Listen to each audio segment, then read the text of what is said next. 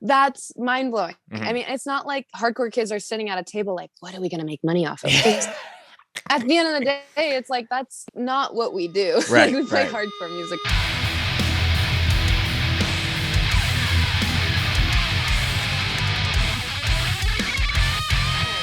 Fuck a Limp Bizkit!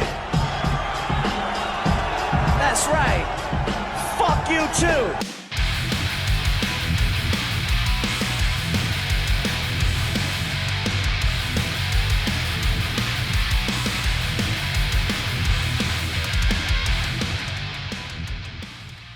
Yeah, You got a bev ready to go, I hope? I do. Okay. I do. Okay, very, very excited. Let's see. Yeah, you seem all prepped. But without further ado, thank you so much, everyone, for tuning in. This is another episode of the Scoped Exposure podcast. I am very excited to bring on the second SCOWL interview of this podcast existence. We got Kat from SCOWL here on the show. Very excited to be chatting with you, and thanks for coming on. Thank you for having me. I'm really excited. Of course. Obviously SCOWL has been making a lot of moves with, the signing of Flat Spot, new record coming out really, really soon. And I think we have been wanting to sit down and do this for a minute here. Yes. To pull back the curtain a little bit, I think when Malachi was episode 3 of season 2 of the podcast, and I think I didn't know if it was just going to be him, you and him, or just you, until like we were in the Zoom call, because we were just chatting through the band Instagram, and I was like, oh, I guess it's just Malachi. And then we've been talking about doing our own episode for a long time, so glad it's come full circle here. Me too. Mm-hmm. Yeah, he runs a lot of the like social media aspect of things. Like, I'm kind of on there, I take a peek, but like for the most part, he's really pulling the strings. So right. Yeah, I get to sit back.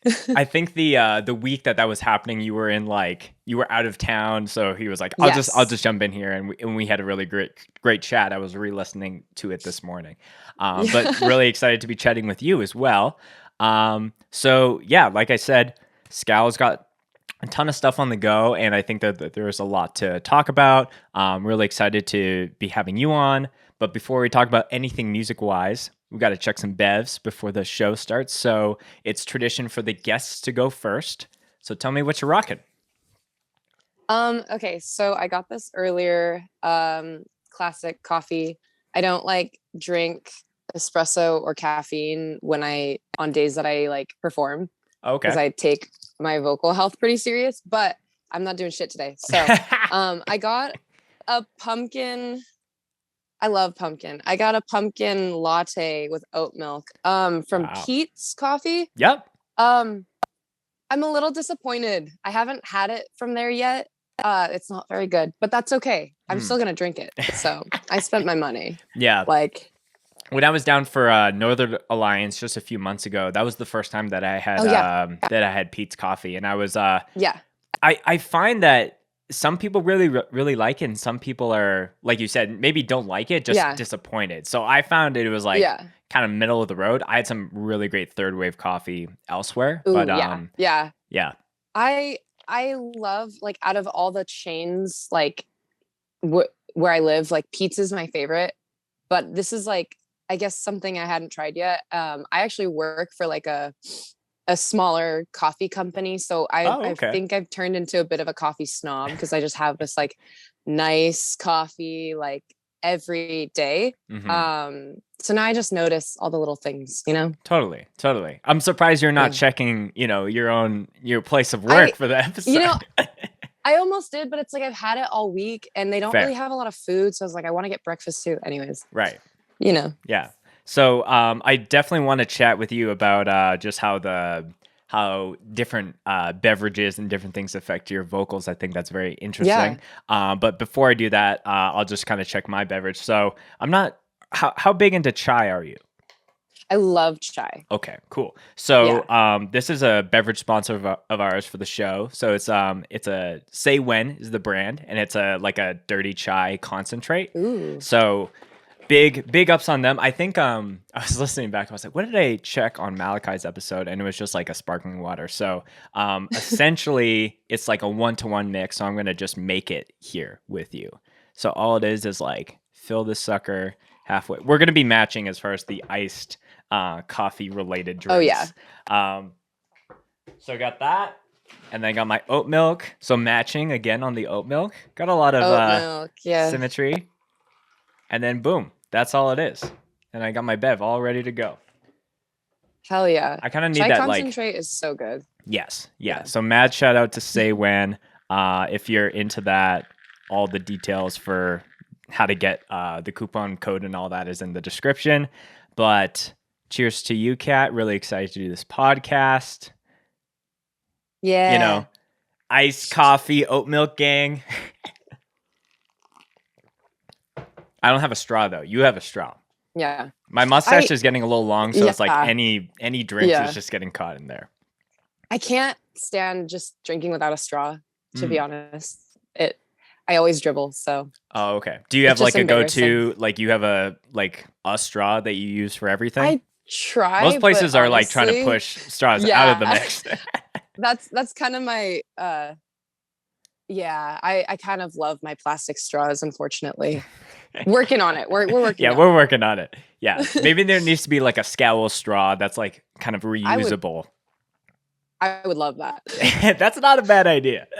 Not at all. Okay. So before I always ask kind of the same intro question, but just to make sure we're not super, super off topic, you were mentioning caffeine affects your vocals. Tell me more about that. Like, because tell me more. Yeah. Honestly, I just like the past, I'd say like 6 to 9 months started to really want to take my vocals more serious. And I know it sounds funny because we play in a punk band and like I feel like a lot of people who do punk vocals, they don't really give a shit. Sure. Which is completely understandable because it's like you just want to sound crazy. But there's some things on the new record where I feel like vocally I'm tested a little bit more and I actually have to be on top of my shit and be a bit more responsible. So I'm already like very sensitive to caffeine alone. So like when I drink caffeine, I get very amped up and shaky and like, so it also will affect your vocal cords and like tighten them up a little bit. Same with sugar, same with dairy, same with, there's like a couple of things that I actually avoid usually if we're going to perform like for the day of. So tour is a little bit more challenging sometimes, like, cause I'm trying to avoid those things for the most part. But it's fine. Cause I notice a huge difference based off like, if I had like a super sugary drink right before we played versus like only drinking water and hot tea and like just taking care of myself basically. Totally. Yeah. Yeah. Cause, that is a huge thing where touring is this combination of like you are working in a sense of like trying to especially when you're a new band, like you have to like sell like sell the band on all these new faces that you're playing to, but it's also like you're on vacation and trying to have fun and all this combination of things. But I think a vocalist's job is so key as far as like you can throw your guitar in a guitar case and be like, oh yeah, we'll see you in the next town. But, really making sure that, you're not over talking, maybe even just leading up to the show and things like that. Yeah, it's good that you're seeing that so early on in your band's career. Yeah. I think it's kind of imperative for me to focus on it because I'm still fairly new at this. SCOWL is the first band I've ever done vocals in or done at all. So, like I do feel like, personally, I'm like, okay, I'm at a disadvantage already. Like I don't have a lot of experience. I'm working really hard to build these muscles and to do it properly so that I can last and so that I sound really good. In my opinion, I can be a little bit hard on myself. So yeah, well, it is funny because like I think about it all the time where a lot of people will look at like early Slipknot material and be like, Corey Taylor's vocals were so chaotic and like you felt them, and now just like how he has maybe not like mishandled, but maybe hasn't put that same love and care into that, and that has like clearly shown with some stuff. Like still a phenomenal vocalist and just front person, but just having that standard early on is key because then you can see actual growth over time. Absolutely. Absolutely. It's all about growing muscles. It's the same thing as like going and working out in a gym. Like your vocals really are just like this crazy muscle. So you do have to take care of it really well. And like, I already like just feel a lot of pressure, you know, to make sure that it lasts, right. you know? Yeah. Has that been like, just like, you know, like classic hardcore DIY, like YouTubing, like how to take care of, because sometimes it's like you can find singing tutorials pretty easily, but like harsh vocals is like, unless you have the Zen of Screaming DVD, like maybe it's a little harder. So I'm curious on your process. For my process, honestly, like a lot of it was just talking to people and like asking for tips and then kind of finding my own stuff, like finding my own information, like of course with Google and things like that, and like kind of fact checking things, because a lot of people will tell you a lot of random stuff, but like really what you need to base off of is like what feels good. And like I will notice like even like a Gatorade, it's like packed full of sugar. If I drink a Gatorade before we play, like I feel like I burn out my vocals faster. Like, and so I just don't want to sound bad. I put a lot of pressure on myself. Like I said, like I don't want to look back on a video and hear myself when I know like I could have done better. Sure. And then another aspect of it is that I was taught a little bit classically in high school in choir. So like I know a little bit more about, or at least like I know about warm-ups and things like that, and ways that you should be taking care of your voice regardless of what style of singing you're doing, you know. And at the end of the day, it's like mainly your body too, and like taking care of your body so that you can just be able to support the energy that requires to do vocals, you know. Yeah, I think that that's super huge, just being able to like, your instrument is your body. So it's not just like slamming a green tea before you play. It's that, but also being properly hydrated and being like physically fit and just all these things. So it's really cool to hear someone who is so early in their, I guess, like music, you know, journey to be taking that super seriously, because a lot of people go the opposite, and it's like, before it's too late, then they start to implement those things. Yeah, totally. So we kind of skipped the order of a couple things, because normally no, it's fine. I'm like, anything that I can connect like beverage culture into music, like that's top priority for me. But the first question that I always ask people, kind of at the top of the episode, especially if they're new guests here on the show, is just like getting a little bit of their origin story about how they got into punk, how they got into hardcore. Because I think having that contextual understanding of that not only ties maybe the listener to you, or just anyone for that matter, but just tell me about like the first time that you heard punk music, breakdowns, guitar music, however you want to spin it. You know, I was always like attracted to the subculture, like even when I was pretty young, like in elementary school and stuff, and like I didn't quite know how to tap into it. I remember walking by like Hot Topic in the mall with like my mom and sister and being like, I really want to go in there, but being too afraid because I was just like this little kid. Sure. I'd say like the first band that I got into that was like, you know, punk or had like metal elements and like really led me into subculture was My Chemical Romance, when I was like, I don't know, like 9, 10. And I was like, holy shit, like blown away.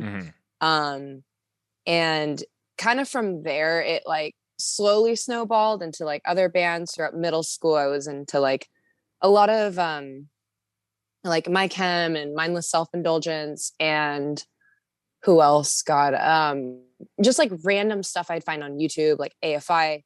But it really took me a long time to actually roll into punk. Like I was listening to like Black Veil Brides and just kind of that like surface level stuff that was pretty like attainable for someone like me, but I didn't have any friends who were really into it. I didn't for a long time, honestly, well into my teens.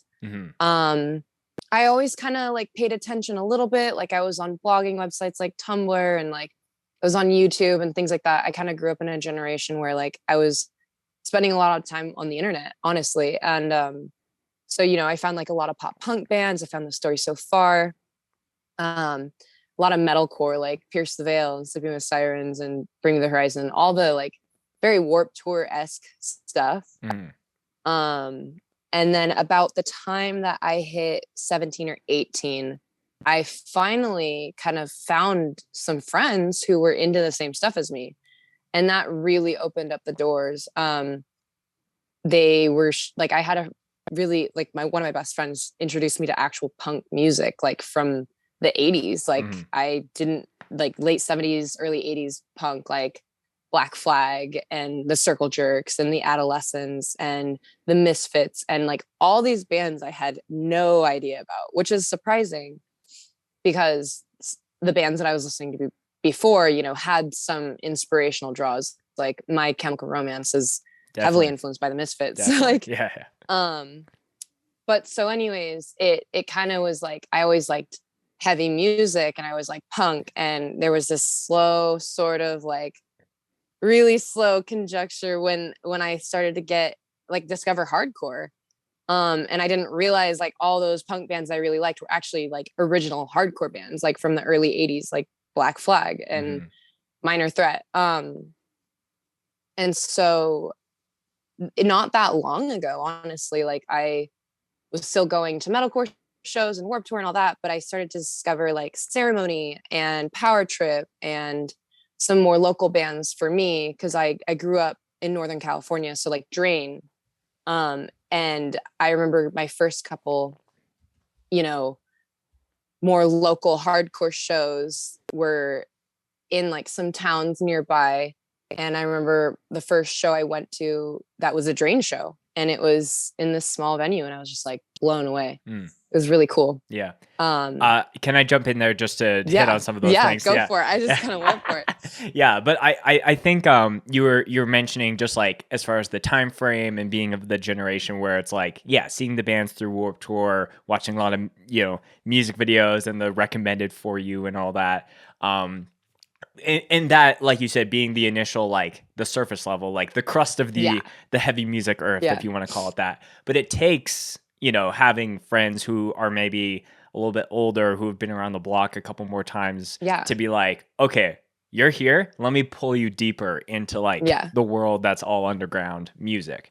So absolutely. I think I just wanted to kind of hit on that again and just like how crucial it is to, if you're that person that has, you know, the knowledge and all those things, and you see the seeds of interest, like either in a local scene or like just someone online, like help pull those people down to like get them, not like to pull them away from the Warped Tour bands or things like that, but just to get them to like, you know, I'll use the SCOWL flower analogy as like, you know, grow the flower of, you know, watering that seed ultimately.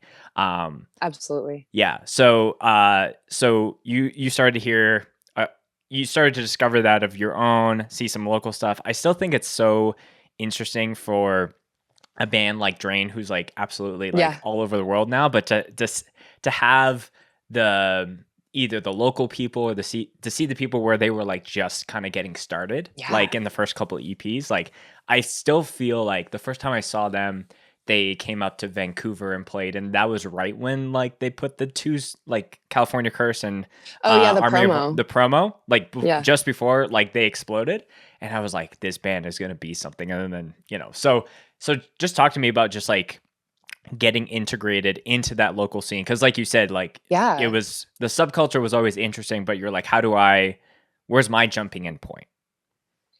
Yeah, totally. I mean, I remember kind of feeling this like so defeated for a long time, actually, because I didn't even know there was a scene. Like I genuinely had no idea how to access it, and I didn't even know it existed. I remember being like, damn, there really isn't a hardcore scene in Northern California. Like when I was like 17 or 18, it was not the most accessible. Like you had to kind of know the right people to know that there were shows going on and kind of be in the social spheres that all those people were part of. And if you're not, you have no idea. So one thing I will say, like this is slightly off topic, but that I'm really grateful about in the Bay Area right now and what's kind of going on with hardcore right now is it's really picking up and it's a lot more accessible. There's a lot of young people who want it really bad, who actually see those flyers and can find those venues, and there's a lot more people interested. So they have friends to go with. When I started going, I was alone, you know, I went alone. So when I was, you know, first kind of integrating this stuff. Like I just remember my best friend was going to college in Chico, and they had a cool little punk scene. And so we would go to shows. I'd come visit him. We'd go to shows, and it was just like really classic, like little punk scene kind of. Everyone's just like, side to side, circle pitting. And I was just like, oh my God, this is so cool. And there wasn't any barricades. There wasn't any like smoke machines or pyrotechnics or like, tech guys in the way. Like there wasn't this like separation that you get from these like, higher paying bands and stuff, which is awesome. That it's a commercial level though, so you don't really get the same understanding of like, oh, I can do this too. And like, I'm part of this. I'm important here. When it grew for me more was when I started to meet some people. I actually met Malachi, who plays in SCOWL and is my boyfriend. I love him dearly, and he really helped kind of introduce me to like a lot of really cool bands. But I was definitely getting into that stuff myself before. I won't give him all the credit. Yeah, you take like, what's due to yourself for sure. I was getting into it myself, and I honestly always pat myself on the back for that, because like at the end of the day, like I didn't have an adult, like a parent or a cousin or a sibling or anything like that really kind of show me anything. Like it really happened on my own. And the friends I found who were also into it, like I found because I was into that stuff. So I really give myself a lot of, I'm proud of myself for figuring it out on my own and finding totally. Yeah. So, I mean, like, I don't know. I started going to shows, started discovering bands. I remember like Drain was like a super influential one for me. And like, I listened to that Teal EP like every day driving to work. And I just was like, I need more of this. Yeah. So, then go for it. Yeah. I just wanted to, I guess, like kind of jump off that point that you were saying as far as like, you kind of have to go into adventure mode sometimes when you're like discovering heavy music, because like you said, I think it totally is great that like hardcore is it is still underground, but there is like there's a lot more eyes on it. Like kids are like discovering it through like clips that get shared around or like different social outlets, but there's not as much of that, like, I'm going to the show alone and I have no one to like, but I think that is almost borderline like a rite of passage in some cases where you're like, I'm going to this thing because I care about it so much, and I'm like, nothing is going to stop me to engage with it. While like, especially things for like people who are like in high school or teenagers, like, there's so many different interests. And me and my friends always talk about this. Is like, if we're not getting people in the younger scenes engaged with it, like there's so many other things for them to get obsessed with and passionate about and go off to the races. So if there's anyone doing anything, making sure that's like 100% accessible and welcoming is like paramount for sure. Absolutely. You do have to fight for it, and I do think that is a rite of passage in a lot of ways. Like you were saying, like if I didn't want to be involved this bad or want to like have this weird hunger for it that I couldn't explain, I wouldn't have done it, because it was so terrifying going to like hardcore shows alone and like not really knowing anyone, because it is a very united thing. Like everyone kind of knows everyone, especially like where I'm from and where I live. And if I didn't want it bad enough, I would have never come back, because it was goddamn scary. And but I mean, I wasn't afraid of the bands or the moshing. It was just, that kind of social aspect. And I had always kind of like struggled with that. Like I was like, I'll just do my own thing. We'll just figure it out. And with hardcore, it was like, no, like you're going to make some friends now, and I was like, oh shit. Okay. Right. So maybe just based off of that and how you're bringing up as far as like the Bay Area and just like Northern California is having their moment right now with a lot of cool bands like you guys, Drain, Tsunami, and all those bands that are kind of coming up and get that global attention that maybe even 5 years ago like wasn't as talked about as far as like California is concerned. I'm curious on your take as far as how, because I think I want that for any scene. any underdog scene that's like in that like building stage of being able to like, maybe they just need a couple bands to really like have that jumping off point. So I'm kind of curious from your perspective, like how do you think you guys continue that momentum to like push it into like, this isn't something that's golden for like 2 years. It's like 20 years. I'm just kind of curious where your mind goes. Yeah. I mean, that's such an interesting question because like I even ponder about that myself because like we really are having like an explosion and it's really, really cool. And it's very well deserved because everyone here has worked so goddamn hard for this. And like everyone who's booked shows, Malachi's booked so much. And like, it's really a thankless job. I try to reiterate that like really if you're not thanking the person who's booking on, promoting, and like putting on your shows in your area, like you're doing something wrong. Like it's a lot of work. But everyone's worked so hard. So, and that is something I've thought about and like sometimes I've worried about, like almost like, oh my God, is this just going to be like a short little moment in time we're all going to look back on and be like, oh, that was great. Or are we going to keep this going? Mm-hmm. And I mean, realistically, the really cool phenomenon that's happening right now, and especially coming back from, a year and a half of nothing for anyone, is that we have so many young people who are freshly getting into hardcore and getting into playing music. And we still have these young bands coming out, which is so awesome. Mm-hmm. And I do think that's kind of the key is you need to continuously expose these young people to this and give them the opportunity to go put themselves out there and play in a band. Mm-hmm. Doesn't matter if it's good or bad or whatever, like put them on a show, roll them out, because somebody's going to like it and somebody else is going to see it and be like, I can do that too. And then you have this kind of snowball of like band after band after band. And, another point of this is that fear of like, okay, we've had like our golden three of bands like Gulch, Tsunami, Drain, and they've been killing it, but they're on a much more massive scale. So you can't just throw them on a local show anymore. Yeah. And where does the draw go? So luckily everyone's been working hard still, even if those dudes are out there being busy on like, on the next level.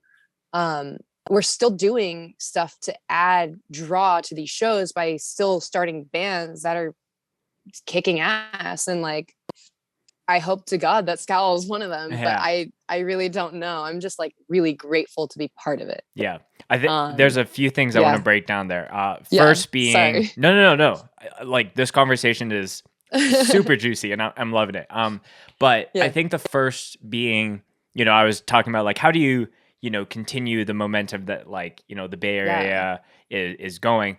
And I think, as you were talking, and naturally, like, I'm a firm believer that, like, no one's at the top forever. Like, no scene, no band on a local level, no record label, no person that, like, whatever the person is, there's always, like, shifts in attention. Someone starts something and that, like, takes off.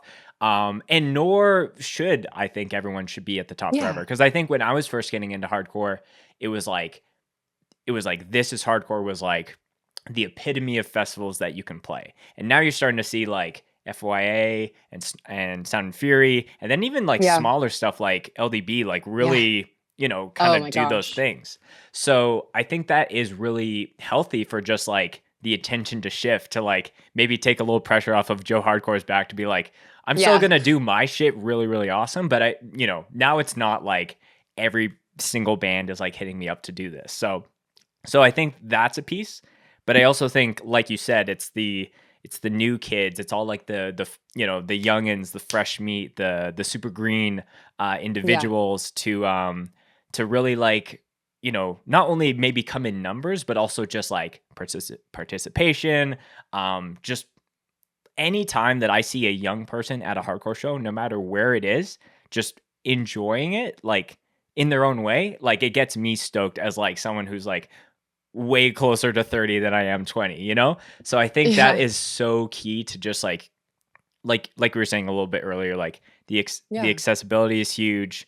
And like you said, like bands are gonna, like SCOWL, I'm sure is gonna get to that level. It's like, maybe we can't say yes to every single local thing that's happening, but Doomsday or Out of Pocket or like Field of Flames or like any of those bands, like let's give them their moments to, start their upward trajectory as well. Yeah. We're pretty lucky. I mean, I agree. There's such a natural life cycle to anything. So like you kind of have to have the acceptance of death within it. Just like with anything. So, I kind of live with that, but it is really cool. We've got a lot of stuff in the bag. We've got a lot of really cool bands, a lot of really talented musicians, and a lot of people with like so much drive. So I don't see it happening anytime soon, but knock on wood. Yeah. Cause I'm, don't want to.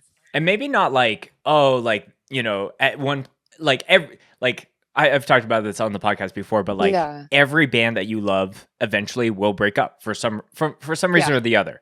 Whether that band is, Gulch is a classic example of that, where it's like a band that is ultimately like could dominate the world if they want to, but wanted to like, nope, we're going to do this. We're going to play these shows.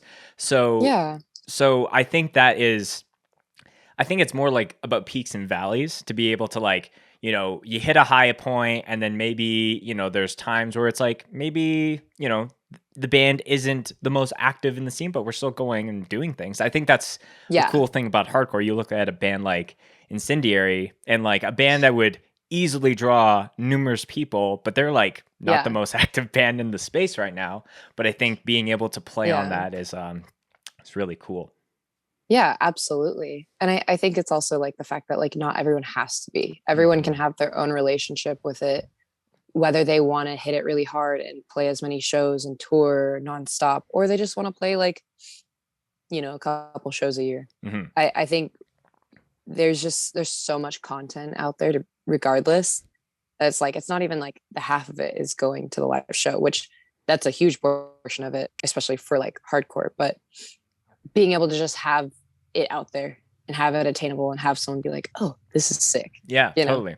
Yeah. Like, I think, depending on when this podcast gets released, I might've already caught you guys at Promcore, but like there's bands that are playing that are like, will only play if it's Promcore. Cause they're like, maybe the band doesn't exist anymore. So I think you're totally right. Like, I think you need to be self-aware of like, what you want to do as a band. Like I'm in a position now where my band's like, getting some attention, some opportunities. And I'm like, I would rather play less shows that I know are going to be hyped because my current lifestyle is maybe not set to hit it as hard as a band like you.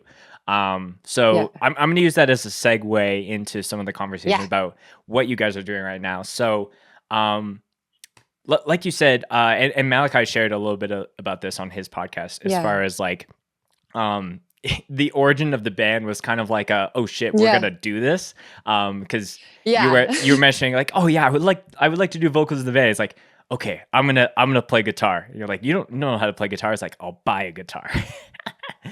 So there's no, you go. Yeah, there's a lot of hunger behind SCOWL. It's really cool because I could definitely say the person I was like 3 or 4 years ago would probably faint if they knew that I was doing what I'm doing now, because I was a really scared and shy individual. And I wanted to be in on it. And I wanted to do more than just go to a show and like take photos or whatever. Like I wanted to play in a band, but I was like, there's no way I can do that. I was really scared, but Malachi is kind of insane. So I'm like, I want to do a band, Malachi. And he's like, okay, we're doing it. I'm like, oh shit, we're doing it. Like, and we're really lucky. We have a few people around us who are just like so down, and Cole, who drums, is just like one of those people. And we all kind of shared this hunger also, where we like, if we wanted to play in a band, like I didn't want to just play in a band that like played every now and again. Like I went into it with the mindset, like, I want to tour as much as I can and see how far this goes. Like, I really want to like see what happens. Malachi and Cole have been playing in bands together for a while. And they had that hunger too. They were like, we really want to do this. We want to hit it hard, play shows, tour a bunch, see what happens, just roll the dice with it. At least we're young. None of us have careers. None of us have kids. All of us, like, either Malachi's graduated from college. I'm not getting an education right now because this is my priority. Mm-hmm. So that's kind of how it went. It was like, we don't really know what we're doing. But we're going to do it. Mm. And we've gotten this far, which is awesome. And then Bailey, who plays bass, joined in not long after. And Bailey was kind of the same way. Bailey's been playing in bands for a long time and really wants to do a lot of touring and really get the experience of it all. And again, we're all young, like we're in our 20s and we have nothing else to lose. So why the fuck not? So that experience that you brought up, and you were mentioning like the being in this band has naturally done a lot of things for you as a person. So so talk to me about like what were the key moments. Was it like putting your like recording for the first time, or was it performing in front of people for the first time that like really like built that confidence in you to like fast forward to now where you're like, I take my vocal responsibilities very seriously.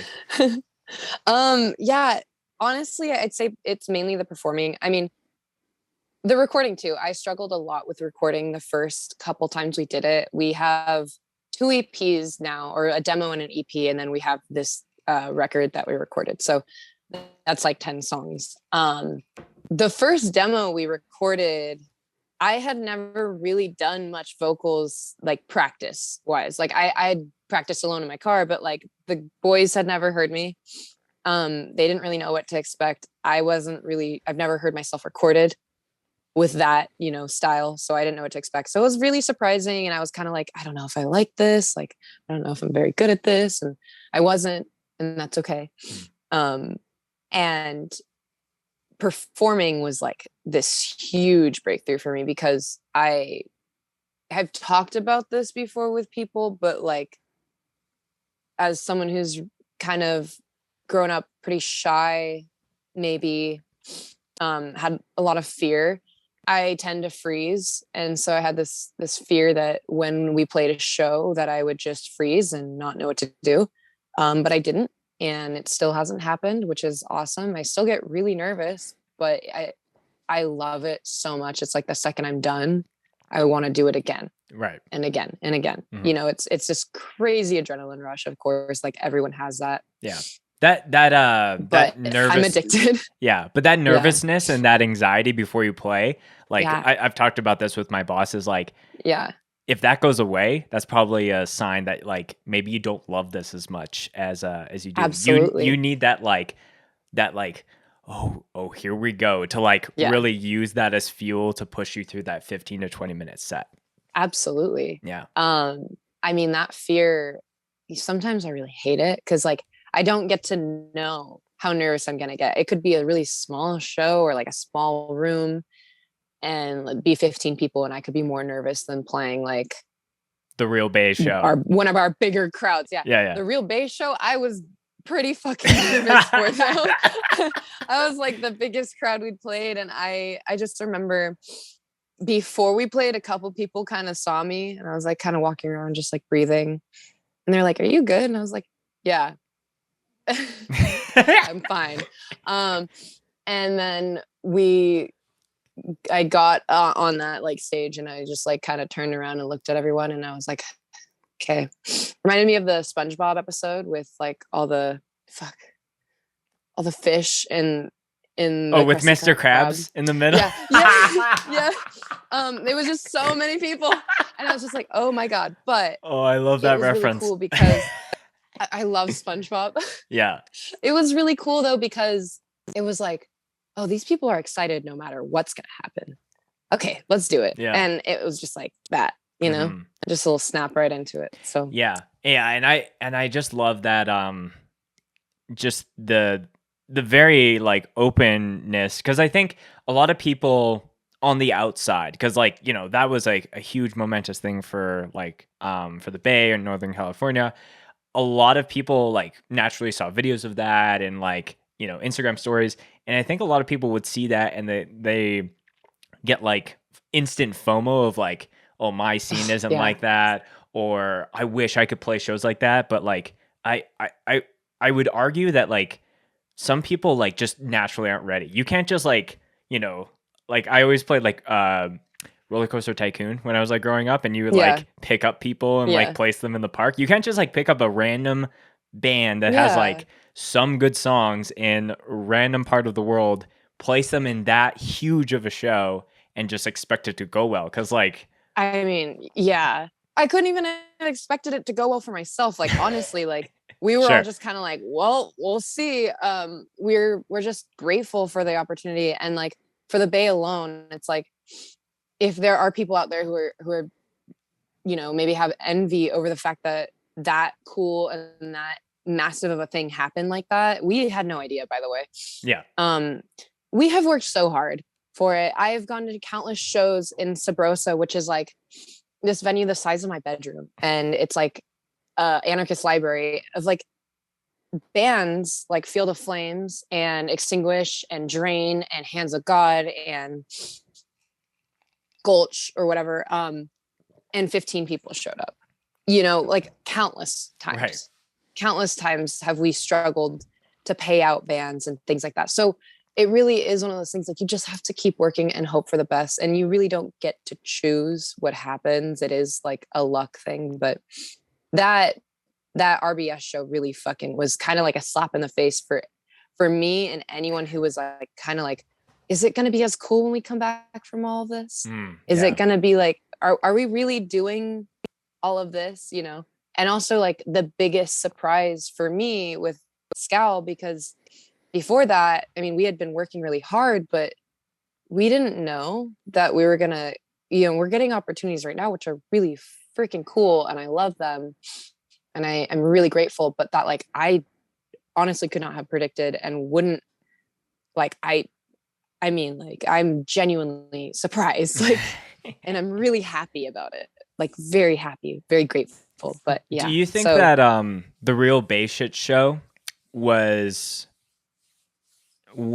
like, okay, so there's a little teaser into some stuff that we're currently working on for Scoped in the future. Like, without giving too much away, we're essentially going to be giving out some kind of like awards to different things that happen in hardcore and like best releases and things like that.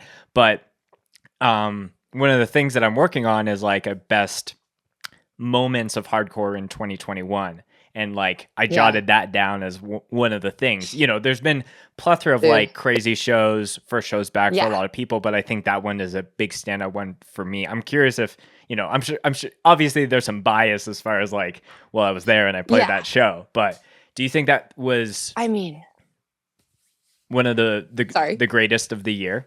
Do you think that's fair to say? I mean, I haven't been to all of the greatest, of course, because I'm here in California, but one thing I will say is it was like nothing I've ever seen before. Like the only, and I wouldn't have ever expected my backyard with my friends and our bands to have done that.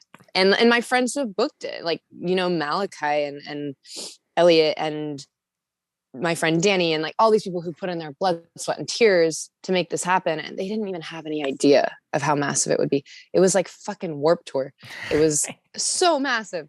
I mean, of course I have a bias. I think it's like probably one of the most insane anomalies that happened this year, to be honest. But I think also like I was there and I had that, like, there's just this crazy energy about the air when I was there. And like, even like we did like a merch pop-up earlier in the day and I showed up and everyone around me, everyone who was like selling merch, I kind of look at everyone. I'm like, do you see this fucking line?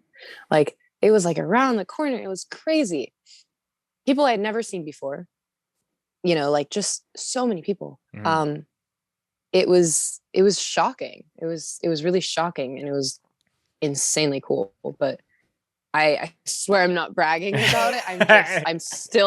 I'm still just like in awe about that whole day. Right. It feels like it was a dream. Yeah, I really think that is going to be in the conversation probably for the next few years as far as like huge standout moments. I want to go back a little bit because we were talking about how, you know, this band has done a lot for you as a person, building confidence. You know, when Steph came on the podcast, it was interesting how like the run you guys did with them just before the pandemic. You know, you guys had, I think you had both the demo and the EP out at that time of that tour. Yes. So like you're getting a little bit of buzz, things are going well, and then you do this tour, and then the pandemic hits, and then it's like this long like question mark period of all these things. So I'm kind of, you know, now that you're on the other side and you're like, okay, you know, things are back and maybe even better than ever. And now we're getting all these crazy opportunities. But in that like lull of like, you know, March 2020 to like, you know, whatever month, you know, you can officially call hardcore back. Was there like a huge uncertain? Well, obviously there was a huge uncertainty, but I'm curious if that messed with your head as far as like everything that the band was doing for you on a confidence level of like not making you take steps back. I'm just kind of curious on kind of how you were processing that as things were exploding. Yeah. I mean, my experience during that time, like everyone's life kind of like exploded in their face. I feel like mine did. And it was a really, really challenging time personally, not just like having to do with anything artistic I was doing. There was a period of time during, like, I'd say like 6 months at least during the heavy part of COVID, where I was like unsure if SCOWL was ever going to do more, because I was like, I know we all want this, but we don't even know if like maybe we lost all our momentum, all the things we worked for, like the shows that we were like, we're going to be our biggest shows ever before the pandemic got canceled. And like, it was just like kind of that, well, shit, now what, you know? But the one thing that we all held on to, even when we were all kind of feeling, you know, a lack of buzz about it and like a bit more of like an apathy and fear, was the record that we wrote and recorded over the pandemic, and over like the quarantine part of it. We wrote a record. On the Punitive Damage tour, we kind of right before we're like, yeah, we should write 10 songs. We should write an album next. Let's just fucking do it, because we take this serious. So when we got home, regardless of COVID or not, that was kind of the plan, was to start diving into that. And so when everyone was on lockdown and everyone had their little groups of people, it was SCOWL. I was seeing Cole and Bailey and Malachi, and we were seeing each other like every day writing.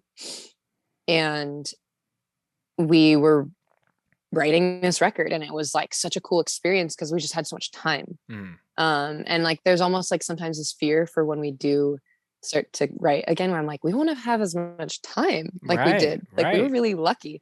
But so we recorded that record in July, and then we just sat on it for a while. And that was like weird because we had never really just sat on our hands as a band. So we've always been like, okay, what's the next thing? What's the next thing? And that was when I kind of felt like maybe nothing's going to happen. And we were talking about shopping out labels and kind of figuring it out, but I was going through so much personally too. And it was just a really, really weird, dark time.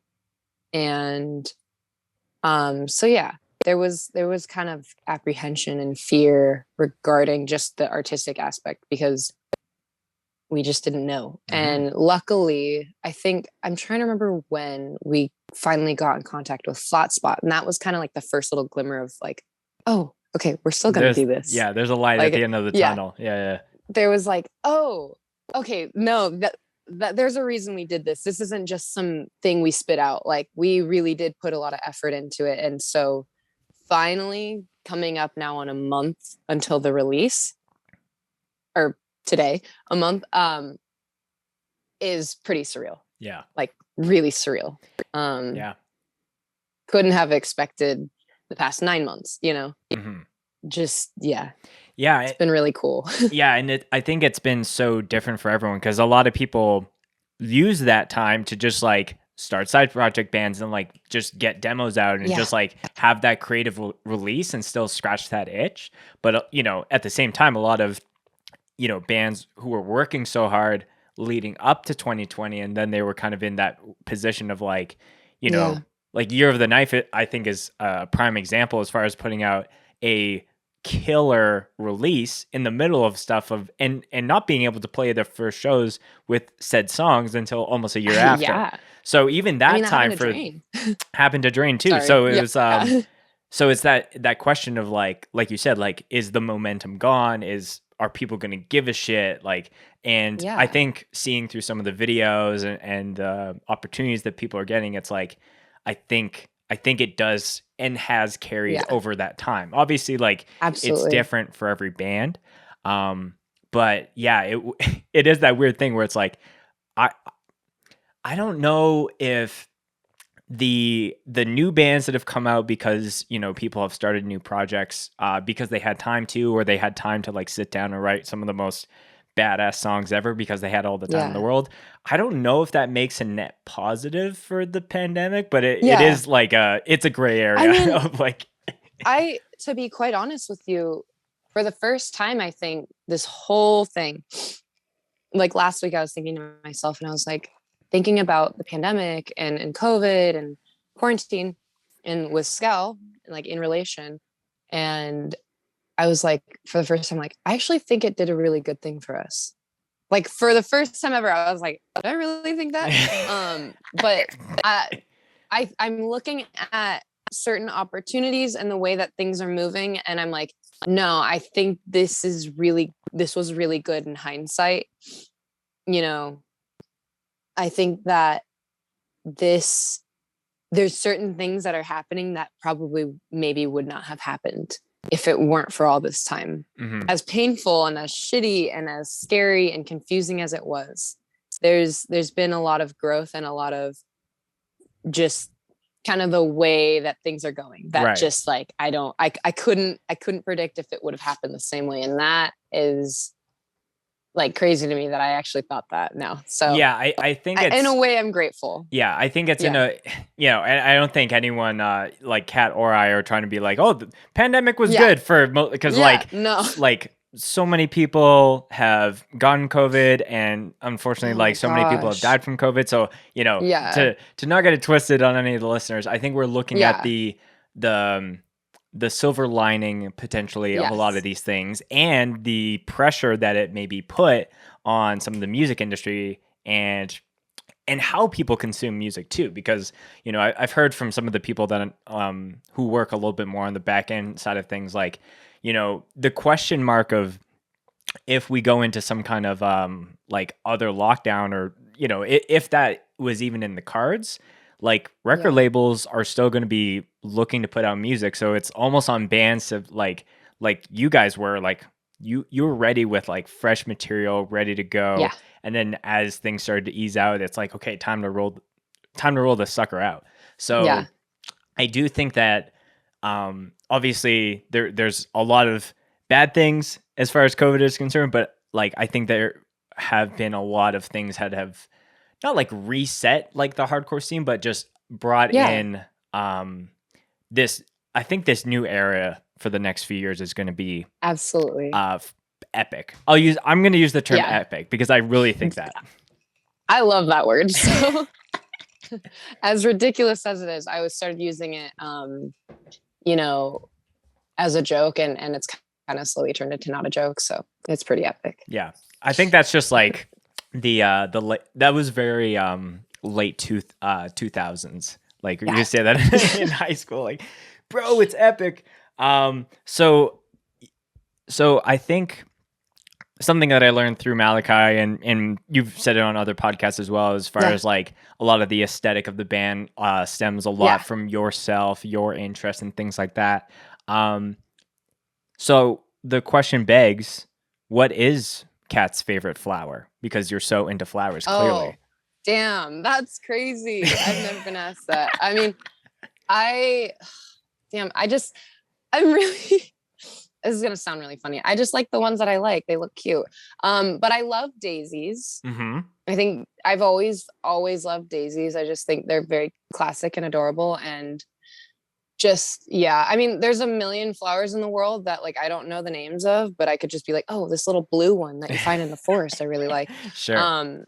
Yeah, You like haven't gotten full scientific with it yet. Oh no. Yeah. I need to get some books. I have some from growing up. I did like some flower pressing and stuff when I was a kid, and my mom really liked to do that stuff. Like we'd go on hikes and she'd collect things. But I do remember my mom's favorite when I was growing up that I do appreciate also is I can't remember what it's called. It's like a blue breath or something. It's just like tiny little blue flowers in the forest. They're really cute.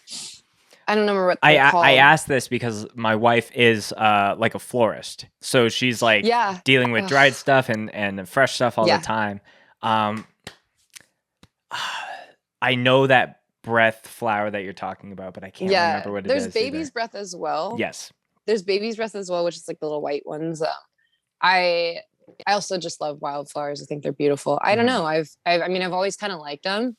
And then this like thing happened with SCOWL, and like it was just kind of this perfect little happening of aesthetic, and I love it. And like I've said it with like the general like look of everything, like wouldn't feel like it was my band if it wasn't that way. So right. So let's hit on that a little bit, because I do think that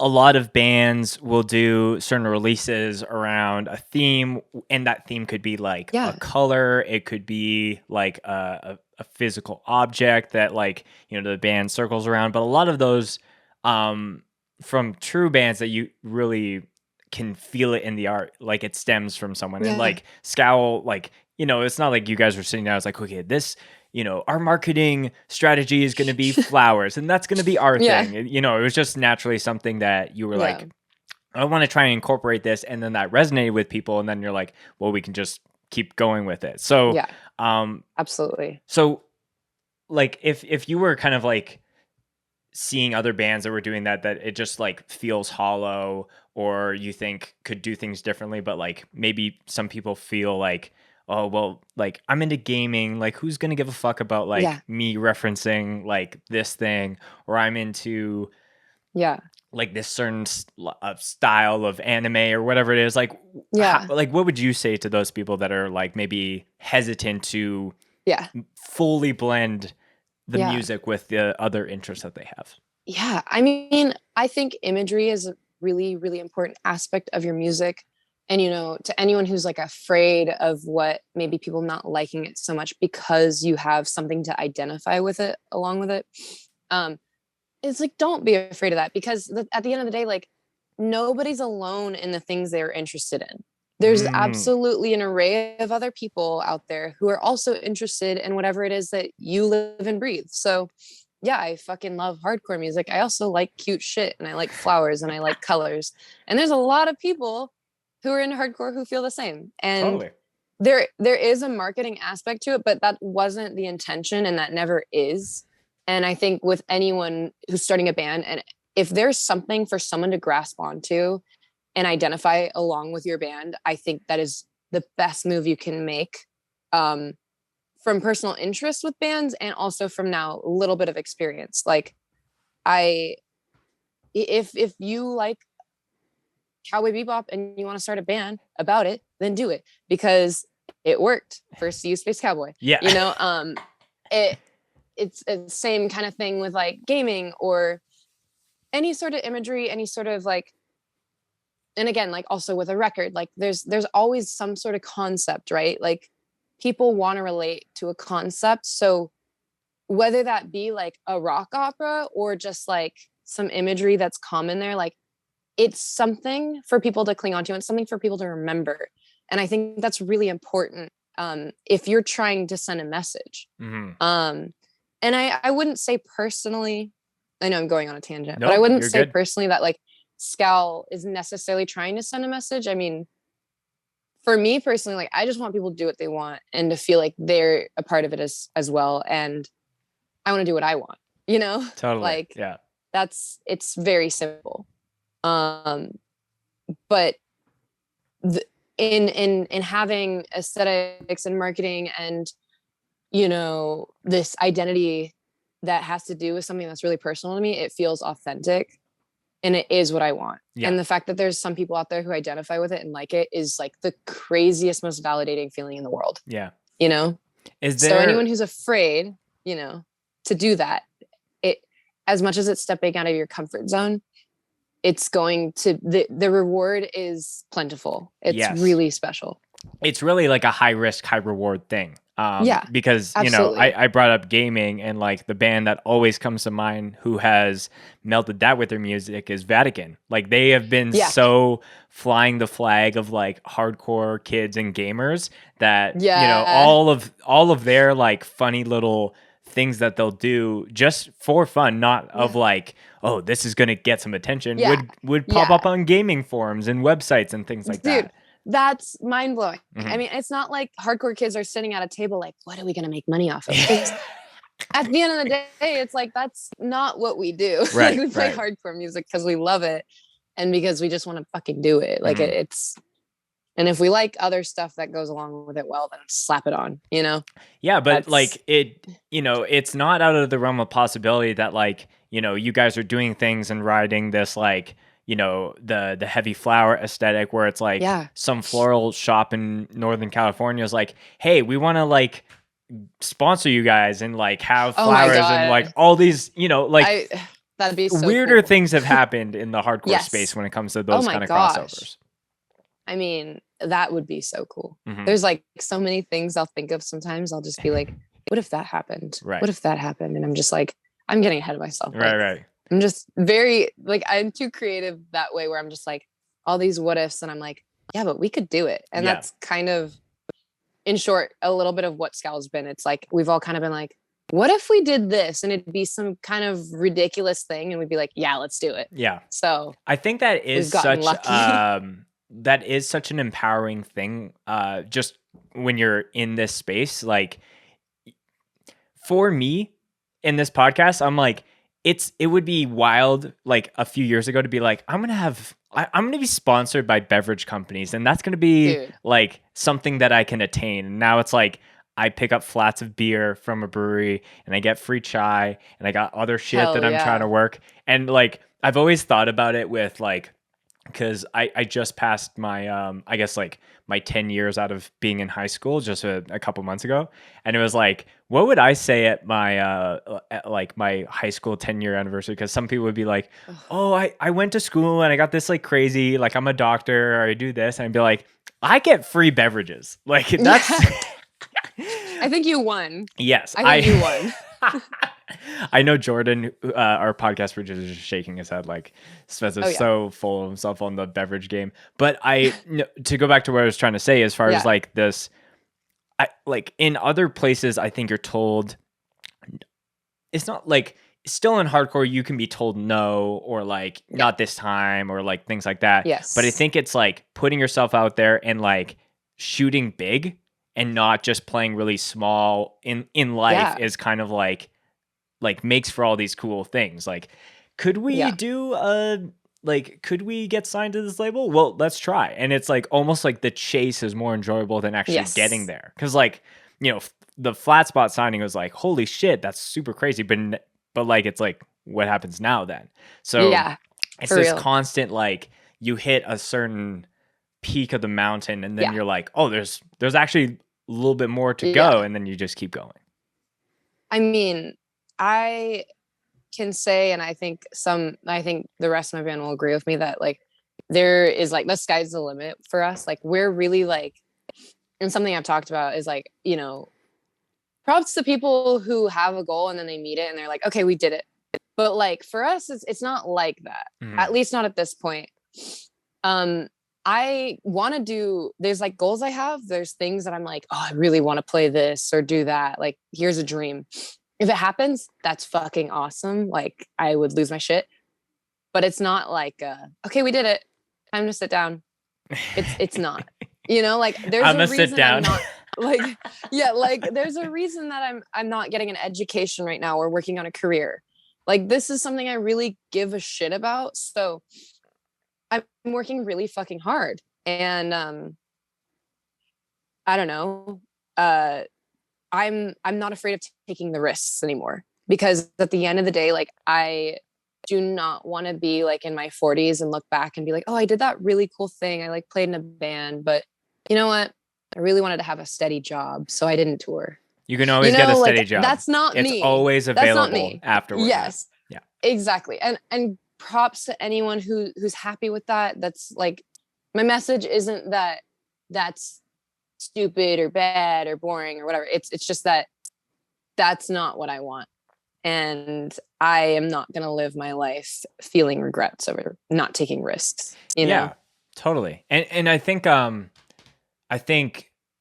had other people come on the podcast and we just talk about how people's drive sometimes in bands changes over time. Like sometimes I think anybody that first starts a band, like their first band, they're like, I want to tour 300 days out of the year. I want to do this. And then maybe they're actually not cut out for it and they do those 300 days and they're like, I actually don't like this. So I think being able to try things out, especially if you're young, if you're like, you know, like if you haven't even hit 20 yet, or you're just past that point, like being able to go out and tour and see the world and get to do that with friends of yours, you should do that. Like, cause you know, getting closer to 30, it's like a lot harder to do that. There's more responsibilities. Absolutely. But yeah, just being able to prioritize your passion and not think about this weird, like, oh, by the time like I'm 30, it's over. Like I'm a year or so away from being 30 and I feel like I'm just getting started in hardcore. And that doesn't necessarily mean that it's about playing in a full-time touring band. Maybe it's like just doing this podcast like a little bit more. Absolutely. And then things kind of snowball. So I think just being invested, being able to play on your inclinations is huge. Don't let any other bullshit opinion being like, well, you know, if you want to be set up by no, like if you have the time and things are going well, go after it. Yeah, I agree. I think I do have a lot of big talk for someone who like, you know, I've gone on a handful of tours now, but like I'm starting to figure out what it's like to really hit it hard. Yeah. So I do have a lot of big talk for someone who hasn't like had all the experience. I mean, so far I love it. And so far that's what I want to do. But if that changes, then that changes. So be it. That's the great thing about being a young individual and being able to try things and see the world and give yourself opportunities. You know, you figure out what you like and you don't like. And I think just for me personally, I'm a very passionate person and very like, if I'm passionate about something, like that's all I can, I'm obsessed with that. Yeah. So that's where I'm at with my life and wanting to play music. Like I'm not obsessed with getting an education or working or saving money or, you know, starting a family. Like this is my thing right now. So, and it's also like, don't undervalue the lessons and the actual life experience that comes in being in a touring band. Like not only is there like business stuff that you learn as far as like managing money and like inventory of your merch and like doing guarantees with venue owners, but it's also like problem solving, like, oh shit, like we got a flat on the highway, like how are we gonna solve this out? So and so is sick and can't play the show. How are we going to problem solve that? So like I've heard it so many times from people who have like done the gauntlet of like touring in a band for like 10 to 20 years. And then maybe the band doesn't exist anymore and they've moved on to other things, but they've taken so many of those lessons that they've done in that band aspect and applied that to starting their own business, to like, you know, working at a huge corporation. So I think that like, it's not, I think a lot of people rush to just like, oh, it's the DIY ethic, but I think it's that and all of like the hard work ethic that goes into, like you said, like making something meaningful. Yeah, absolutely. You know, I think there's the whole DIY ethic is you kind of peel that back, and there's a lot of skills that you can take into your life and into whatever future careers you have or whatever passions you have. And really it gives you so much of a work ethic that maybe not everyone has. Right. And just the discipline as well. Yeah. And there's a pipeline there too. I think a lot of the cool thing about like a subculture and hardcore and music in general is like you can play in a band for however long and then, you know, maybe get tired of that, but learn how to book and start being a touring manager or doing a booking agency or starting a label or a record store. You know, there's so much opportunity there, which is really cool. It's kind of this own little economy in its own. And I think that's awesome because it goes back to, you know, introducing young people to it and you kind of have to keep the fruit growing. What was I going to say? But yeah, I mean, I think one thing I could say also is point out the fact that like, growing up a pretty anxious individual, I couldn't have never dealt with the shit that I deal with, like on tour or when we're going to a show or at a show, like before having this experience. Sure, like now it's like, I'm like, even when I'm really stressed, like I'm able to be like, yeah, it doesn't matter. It'll be fine. Right. Cool as a cucumber, you know? In these stressful environments, like, but back then I probably would have been having a breakdown. I would have been like, oh my God, everything's on fire. Right. Like, but it is really cool. Like I'd have to say playing music, being in a band, touring, like all of these aspects of it have taught me so much about myself and really just shoved me into being a much more like capable, strong, confident individual.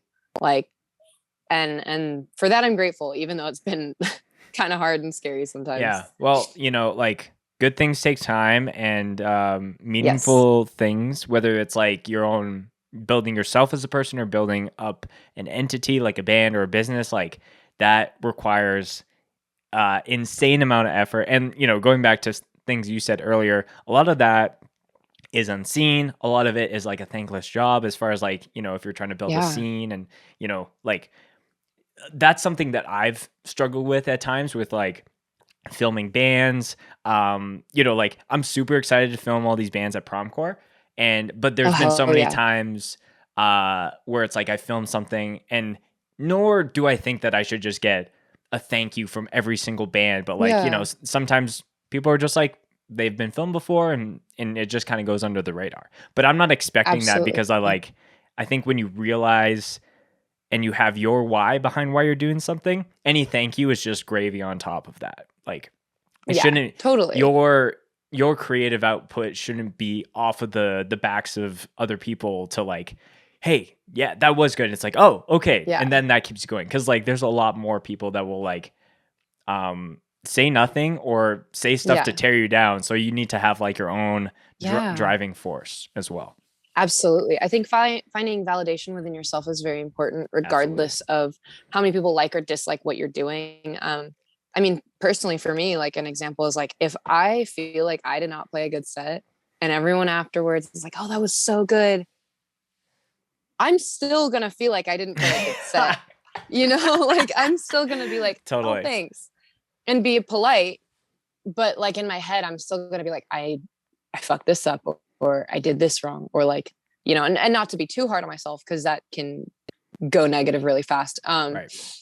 But like, it's important to have that like self-validation, or even if like there are really defeating moments when you're playing music or when you're filming bands or when you're doing art or being creative or anything, there are always going to be defeating moments where you're like, damn, oh, there wasn't a lot of people moshing, or, oh, like we, you know, played to half the room, or, you know, and I have those sometimes. And I think that that's probably never going to stop, because I think that's just part of putting yourself out there, where you're like, maybe I shouldn't be doing this. But that always like quickly just goes away for me, because like, again, it comes back to the self-validation of realizing like, no, I played a good set. I gave it my all and I had fun. And I think we looked sick, you know, there's no anger behind that. There's no like resentment towards anyone else. It's just like, you're never able to predict or, you know, what it's going to be like. Yeah. And if it's not going to be as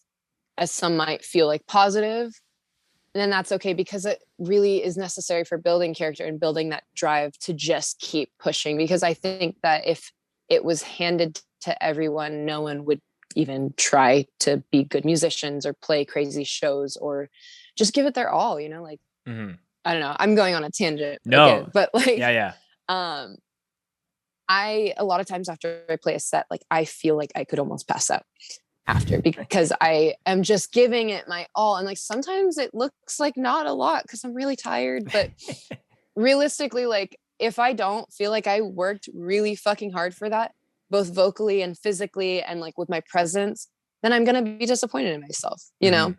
And that's just the bar I set for myself, not for anyone else. Yeah. But it's just, I guess it's how it goes, and it's the pressure behind being a creative individual. Yeah. I thought of something when you were just saying some of those things, and I'm going to try to explain this without sounding a little like my thoughts are a little jumbled, but I think that okay, so imagine a square and there's like 4 quadrants, right?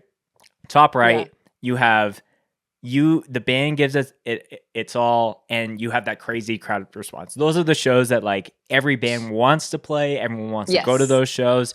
Those are like the really magical like moments of a band that like just everything connects and it goes super well.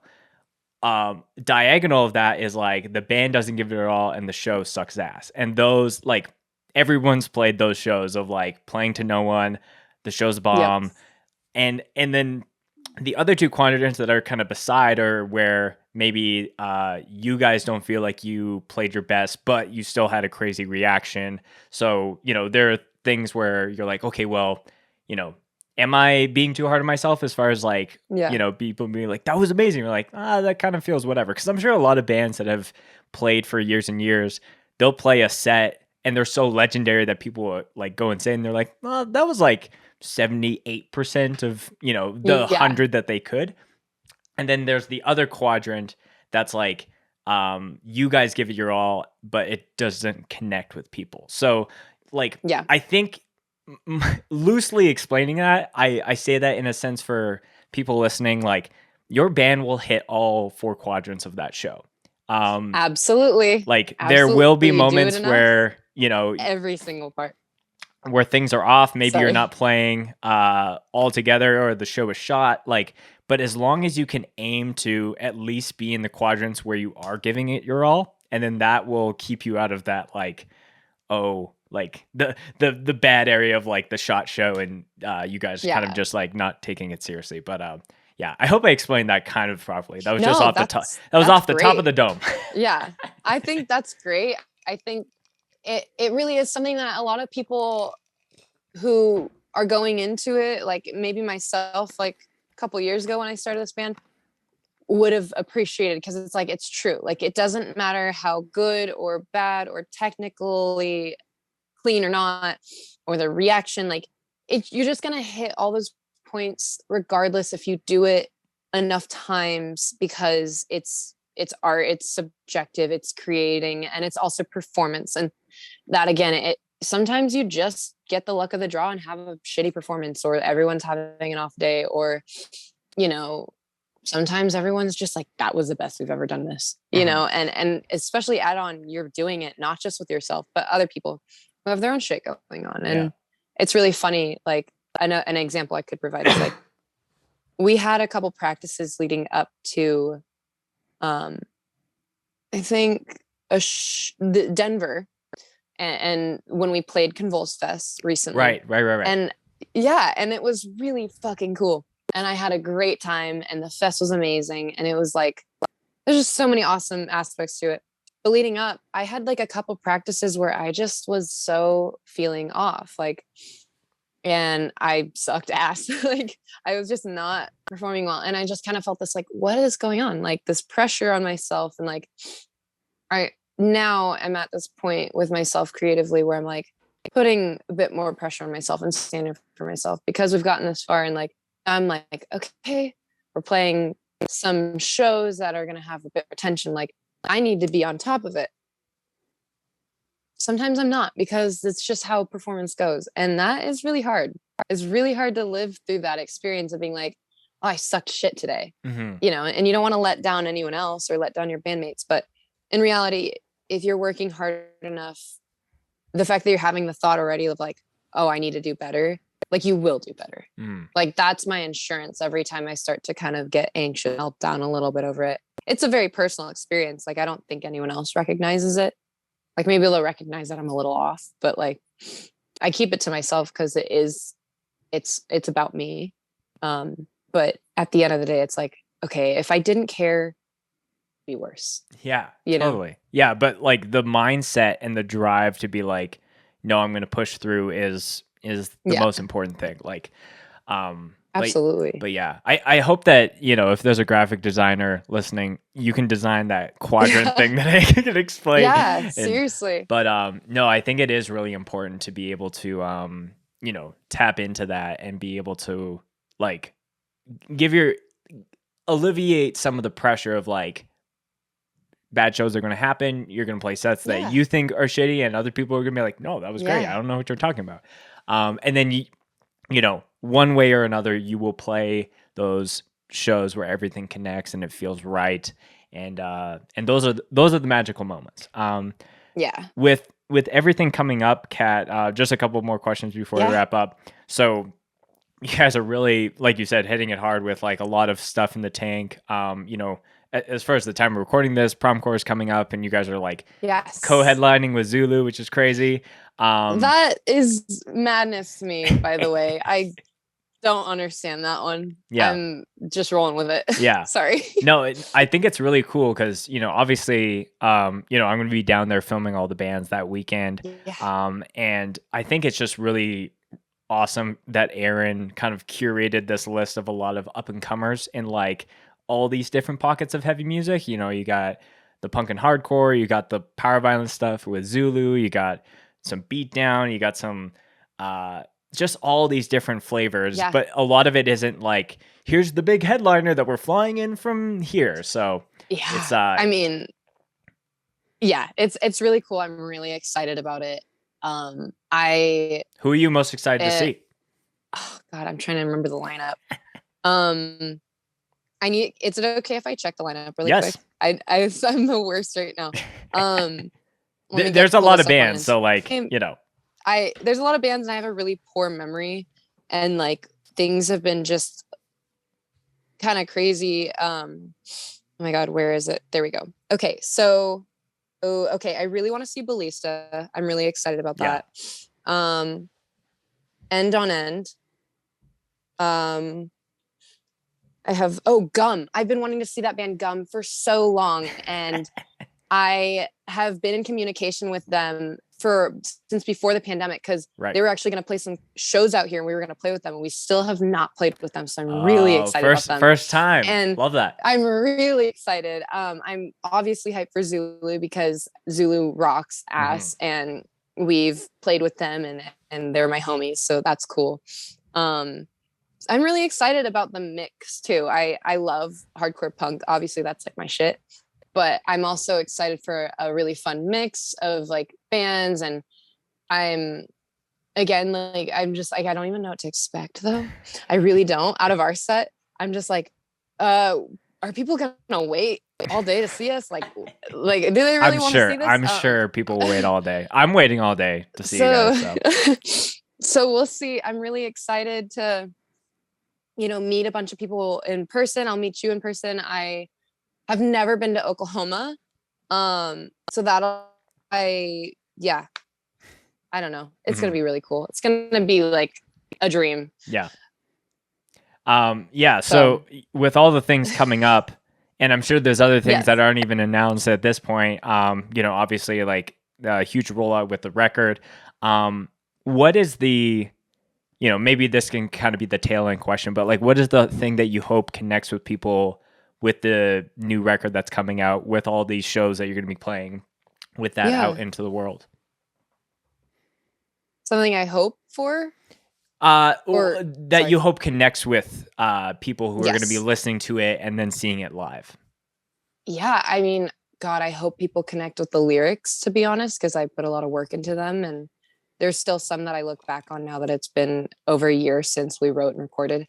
that I'm like, oh, I don't really like that so much. There's things that I'm critical of, but at the end of the day, like the overall message of the record, I really do hope people connect with, because it was such a personal experience and personal, like the message of the record is really something that I was just going through at the time. So it was a really cathartic experience to write it and to, have that like slice of my life almost of this record.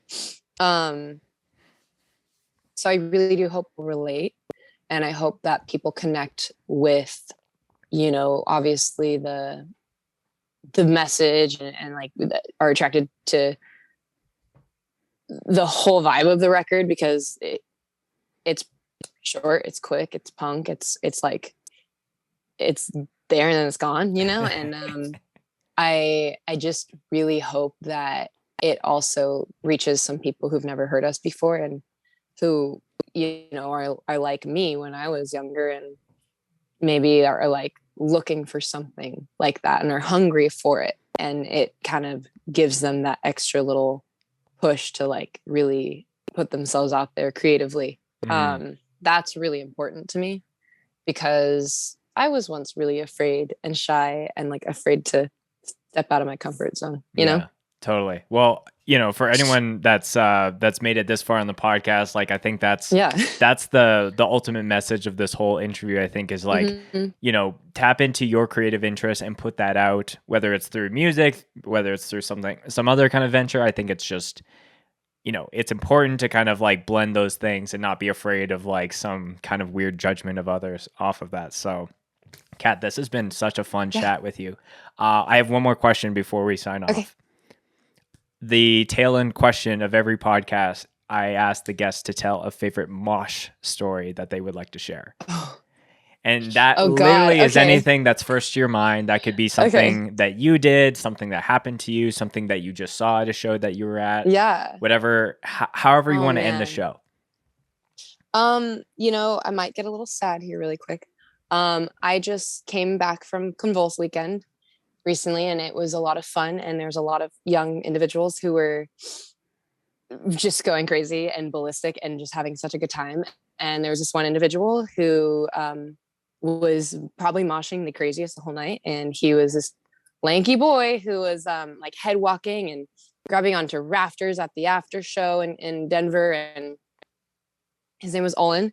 And he recently passed away. And I didn't really get to know him, but I got to know him that weekend because he was that guy. He was just going crazy, and Malachi and him connected, and we were actually booked to play a show coming up here in Texas with them, one of his bands. And the story I can say is like just watching him just go insane during Spy's set and our set, hanging off the rafters and just like just going crazy. He's 19 and he had a lot of life, and a little heartbroken about that one. But it is really beautiful that there's people who connect with it so much that they just have that physical reaction, and I think it's beautiful. So that's a favorite for me, was watching him all weekend. That is, I never had the pleasure of knowing Owen, but I know a lot of friends down in Texas that knew him and were kind of sharing when he passed away, and clearly from a lot of the videos and photos and just stories like that showed that he was about it, he loved it, and rest in peace to Owen, gone clearly too soon. That's that's probably one of the most, because most of the time everyone like mosh story, they tell some really ignorant sounding thing, but I feel like that story really connects with a lot of the things we talked here today, Kat. So absolutely. So obviously How Flowers Grow is coming out November 19th, whether this podcast comes out just after or just coming up. Definitely go listen to it. It'll be out on Flat Spot Records. If there's anything else that you would like to end the show on, all your social links and the band links is going to be below. But if you want to end on anything, Kat, the floor is yours. Thank you. I just want to say a great big thank you for talking to me and letting me blab for this long. Of course. So I really appreciate it. It was awesome. Yeah, I hope you had a good time. I think, the oat milk, helped with getting us through this hour and change. I'm really excited. I'll see you very soon. Yes. As far as being down in prom corps, and I would feel without a doubt that SCOWL hopefully will be coming up to Western Canada sooner than later. Yes, so. Hopefully. Oh my goodness. Yes, absolutely. Okay, thank you so much.